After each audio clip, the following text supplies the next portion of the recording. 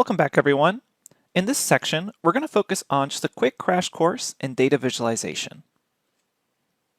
So throughout this course, we're going to be visualizing a lot of our data, and we're going to be performing exploratory data analysis. So what this section is designed to do is really just briefly cover some of the data visualization techniques using two main libraries, and that is the matplotlib library and the Seaborn library. Later on in the course, we'll also be exploring Panda's built-in plotting capabilities. Now keep in mind, this section is not a comprehensive overview of either of these libraries. Instead, we're simply going to go over some common syntax calls that you will see throughout the course. That way, when you see them when we're learning about deep learning or machine learning, they don't seem completely new and you're not focused on learning that syntax. Instead, you already know it having gone through this section. If you are interested in a deeper dive, please refer to the official documentation of these libraries.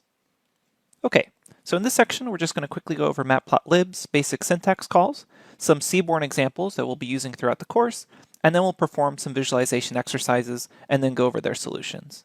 Thanks, and I'll see you at the next lecture.